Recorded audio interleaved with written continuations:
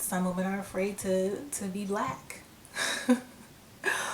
Some women are afraid to be black. Black women are afraid to be black.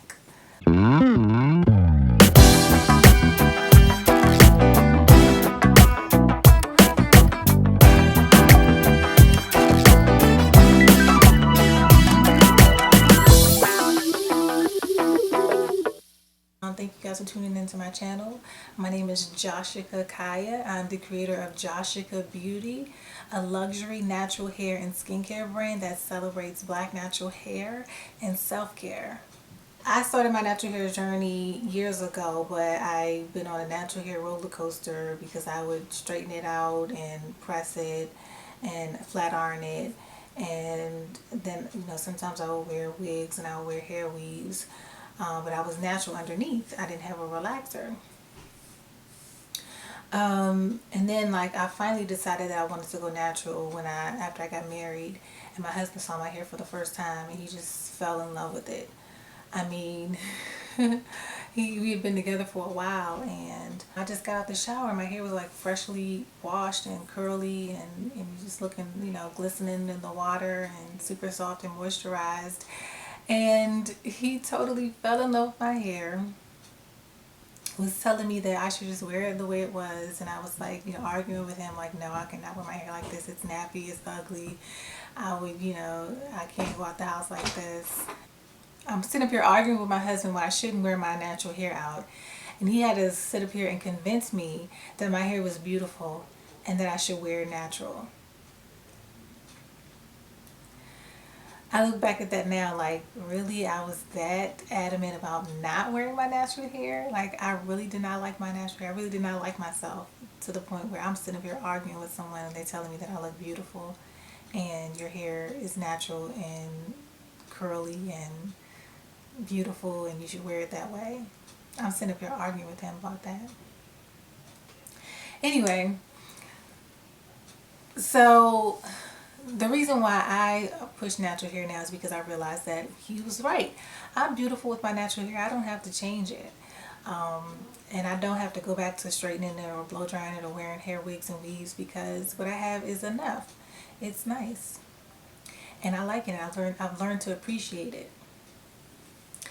And I realized that a lot of women, a lot of black women, have not grown to appreciate their hair quite yet. Some people are still, straightening it and covering it up with wigs and hair weaves. And I just want to constantly be that voice to say that black women, you're beautiful with your natural hair, because we don't hear it enough. We don't hear it enough in the media. We hear the opposite of that. We see the opposite of that. We see a lot of straight hair and wigs and hair weaves, and we see a lot of things in the media.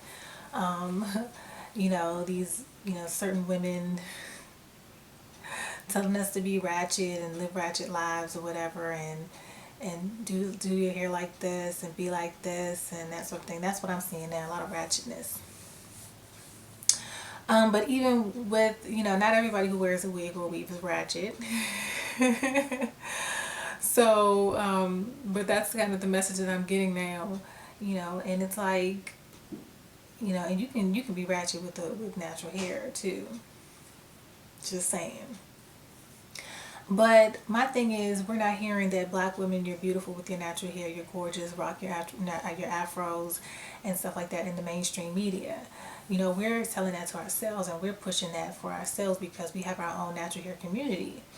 And so we have these hair tutorials, we have these videos on YouTube, we have all this wealth of information and this knowledge, to the point where we've convinced mainstream media that this is beautiful.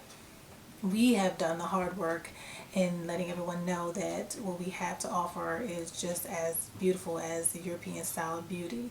And that push that we have been making, this noise that we've been making, has caused corporate to change their views and to make products for our natural hair. And brands that were selling us perms 2 years ago are now selling us natural hair products, which I don't trust, which is why I started my own brand.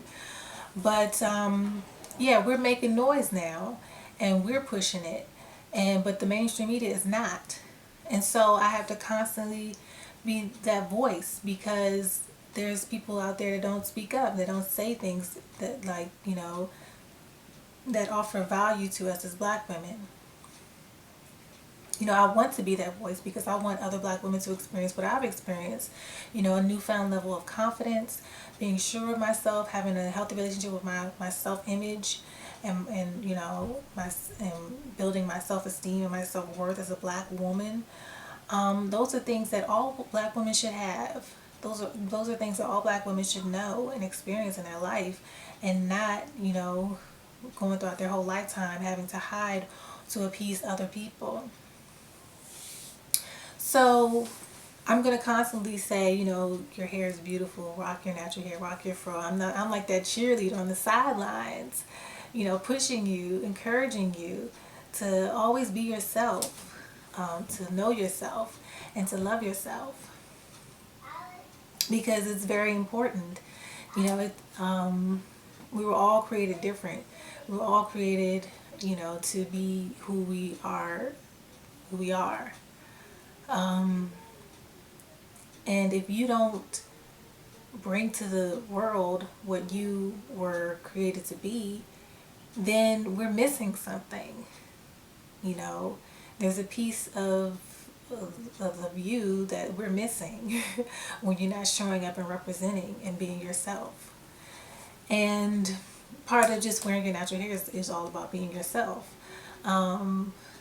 It's just that simple. Just, stop straightening your hair, stop wearing those wigs and weaves, and make better choices when it comes to your hair. Because when it really comes down to it, it's about building your self-esteem and your self-worth. And a lot of people, they talk about how they want to live their best life. I'm living my best life. You can't live your best life if you're not your best self. That's just point blank, straight up how it is. Okay, because if you're so busy trying to be someone else and look like someone else, then you're not, spending time on you and valuing you, and you can't really be your best self.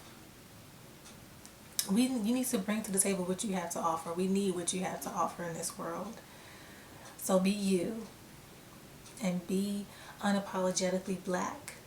That's another thing. I feel like some black women are afraid that wearing your natural hair is too much of a statement.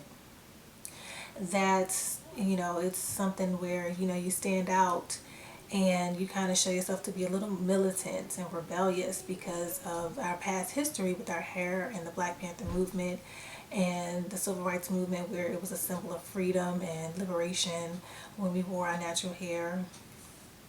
And it still kind of seems like it's the same thing today, except it's not about liberating yourself from the system. It's about liberating yourself from like the beauty industry standards, or just freeing yourself from this whole ideology of European beauty, this glorification of European beauty. So a lot of black women don't want to wear their afros. They feel like they might be looked at as too black.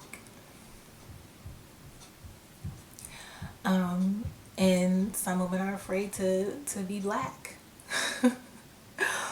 Some women are afraid to be black. Black women are afraid to be black. Because it's hard out here for a black woman. It's hard out here for black people because we just get looked at a certain way. We get sometimes the short end of the stick, and we get less opportunities because of the color of our skin. And if you don't cooperate, if you don't go along to get along, sometimes you don't get the same opportunities, or the opportunities that other races might receive, if you don't play the game the way the game is played. In other words, if you don't straighten your hair and wear straight hair, or have straight hairstyles and look more conservative, then you don't get the opportunities that other people might get. And that is a sad truth for a lot of people, because sometimes you do get stereotyped based on the type of hairstyle you wear. And sometimes it might be a little harder for you to get that job or that position or whatever opportunity it might be, because you decide to wear your afro to work instead of wearing your hair straight. There's been ample examples of discrimination based on hair, which is why the Crown Coalition and Dove started the Crown Act of 2019 to negate the discrimination of black hair. But my thing is, we are who we are, and the world has to accept that. The world is talking about inclusion and diversity, and making changes towards including all people of all races, and trying to get rid of this color line that exists in America. And I feel like we have made a lot of progress, and we've come a long way as a nation, in including black people and other races in bring to welcoming them to the table, so to speak, the proverbial table, having a seat at the table. But it's still a little difficult for us to express ourselves because of all the discrimination that's taking place. I say all that to say that you can't be afraid to be who you are. You have to just be who you are. That's all you can do in this life, is just live this life being yourself, your best self. Live unapologetically. Don't live based on, somebody else's terms, or, because you live in fear of something that might happen to you, or you live in fear of, rejection, or you live in fear of discrimination, or whatever it might be. You have to live for you. You have to do what's best for you. And you have to just live this life being happy, being free, being free from all of that, what some people might call mental slavery, or mental captivity, slavery of the mind, not being able to be free and be yourself because of the things that you feel like you're being oppressed by. So don't be afraid. Don't be afraid to be yourself. Don't be afraid to walk out that door with your big afro. Don't be afraid to walk out with your twist outs and your puffs and your braids and your cornrows and your dreadlocks. Because you are who you are. And the world is just going to have to accept that. My goal is to uplift, inspire, and encourage you along your journey to loving yourself and discovering who you are as a person. So on your journey to self-discovery, I hope that you're willing to uncover your natural hair and open up and be yourself, and start your journey towards self-love, self-growth, and self-healing.